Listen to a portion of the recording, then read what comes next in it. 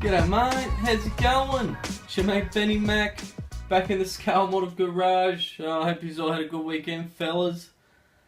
I was going to do a quick tutorial for you today, guys, but I don't know what it is, fellas. Last couple of weeks, just haven't had any motivation to do any sort of work.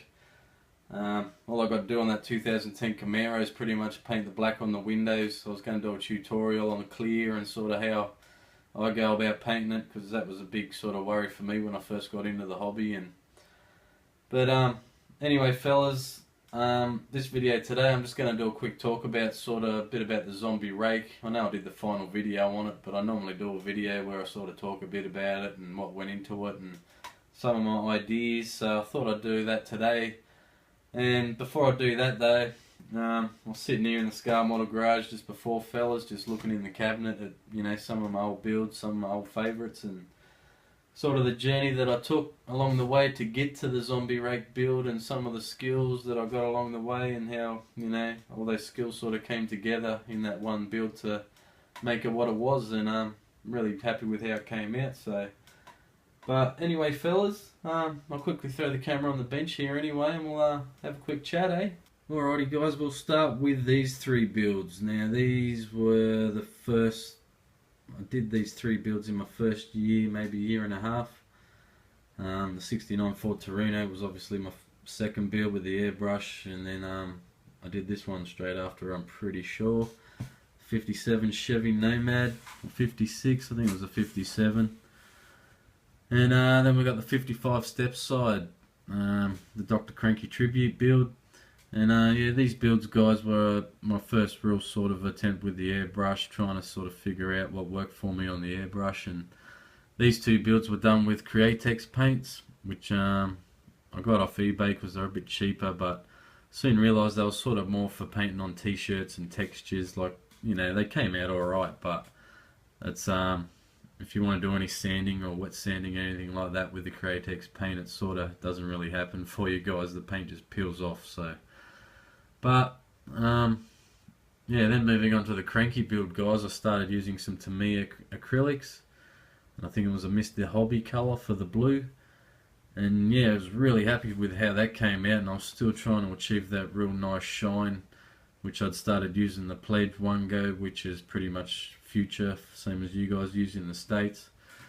And was happy with how it came out. At this stage I wasn't doing any sanding. I did do some wet colour sanding on this one just to try and smooth it out, but I didn't do any wet sanding on the clear. But yeah, that was a good learning curve. And then, as you guys know, I sort of, when I first got into it, it was just all about the shine for Benny Mac. I had no interest whatsoever in doing any kind of rusty builds or anything like that. So yeah, then these sort of five came along. These are some of my favourite builds, fellas. We got like the Chevy Cheeseburger Challenge up the end, and the 2014 Box Stock Community build. The Lamborghini was just a fun builder, first sort of, you know, sports Italian, or whatever you want to call, European car. And yeah, really liked that Fujimi kit, guys. Had a little bit of issue with the glass, but it was another learning lesson. And with this glass, I actually made my own mask to paint the black around the window, so I was pretty happy with myself with that one. Which is kind of what I've been putting off on the 2010 Camaro, fellas, but I'll get there eventually. And then we got the 2015 calendar Dr. Cranky build, which really, you know, stepped up my game, I think, on this one, and put a lot of work into the engine detail and the paint job. I think I stripped the paint about, you know, 3 times to get sort of where I was happy with it. And it still isn't perfect, guys. Like, you know, none of these builds are perfect, fellas. There's a little spot or blemish somewhere that I know about, but, you know, if I didn't point it out, it wouldn't be too obvious. And, you know, I'm sort of at the point now where I'm happy with my process for the, you know, the nice shiny paint jobs. Like, this is the Camaro, and I think this to date would be my best paint job and finish with the clear. And, you know, I took my time, I went through all the proper processes of the wet sanding and polishing and buffing. And so once I sort of, you know, guys, got confident with the shiny, you know, I normally like to keep working on things until I'm happy to a point.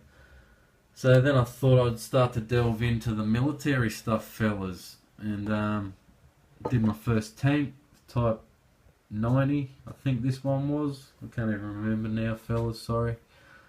But yeah, it really was a change and a different sort of view to the real shiny, clean model cars, because for some reason, yeah, I just, as you can see guys, I like doing them so they look like they're brand new. And so yeah, the military was a whole new sort of game for me. It was, you know, pretty much make it as dirty and grungy, and didn't have to worry too much if you made mistakes. And this is the chopper that I'm still working on, guys. I don't think I've shown you the camo that I've started working on that. I've still got a couple patterns I want to put on that before I start to finish that up. But then it comes to the 49 Mercury kit, guys, which I brought in a local hobby shop. And as you guys all know, or you might not know, I'll get it over here and point it out to you.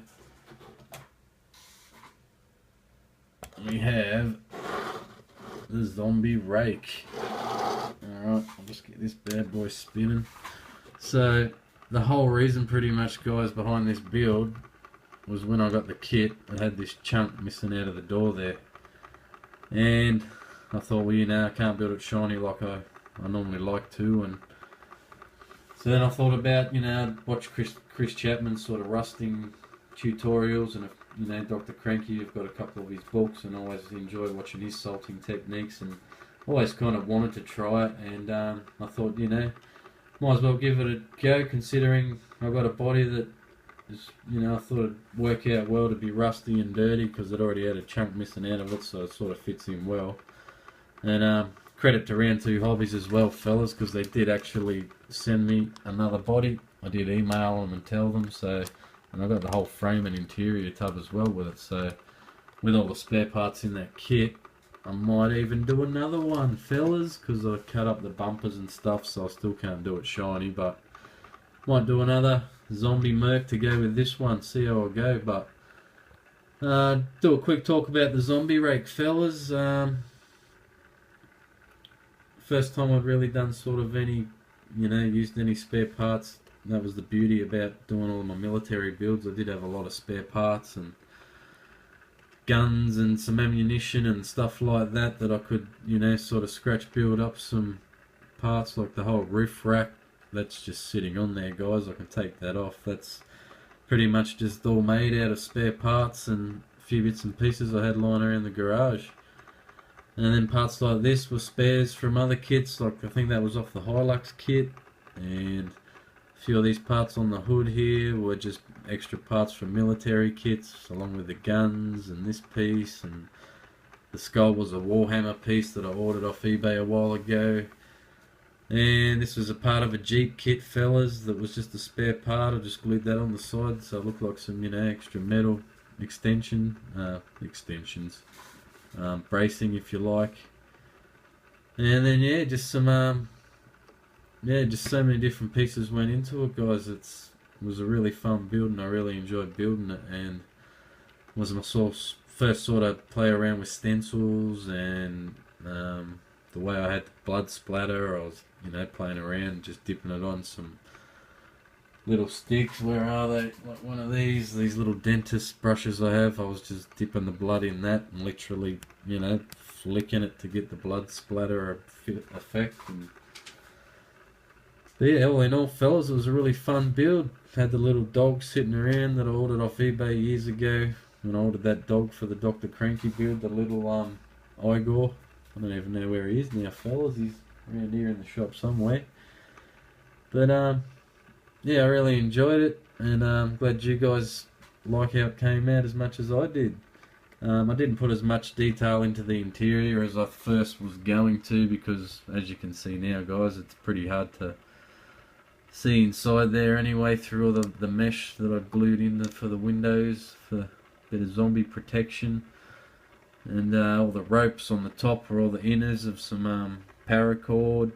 And the only thing I really ordered extra for this kit was just a little resin pack of some ammo and the little sleeping bags that you see on top there. I already had the spare tyres and most of the stuff in there. So, but yeah, it was really fun to sort of, you know, start to use all those leftover pieces that I had over the few years that I've been in the hobby, and put all those spare pieces to good use and create something really cool and some really nice eye candy, I reckon. So that's about it, fellas. And also the front scoop, I mentioned it in my first update, I think, was actually off an old Lego that I had years ago as a kid. Just a little excavator Lego. And then I just did some modifications to that and glued some styrene in there so that'd mount to the front. But so that's about it, fellas. I've dribbled a bit here. I just thought I'd have a random talk and a bit about the journey for the Zombie Rake and how I got to that point, and appreciation to all you guys in the community that have given me all the ideas that and tips and tricks over the years to help me sort of hone my skills. And I definitely still need there's a lot to learn for me still, fellas. Still a lot of techniques I want to try out and stuff like that, but that's all part of the fun journey that is the styrene addiction, my friends. Once again, fellas, really appreciate you guys stopping by and seeing what's going on in the Scale Model Garage. So that's about it, my friends. Going to leave it there. So as always, have yourself a good day or night, wherever you're from. Catch you later, mate.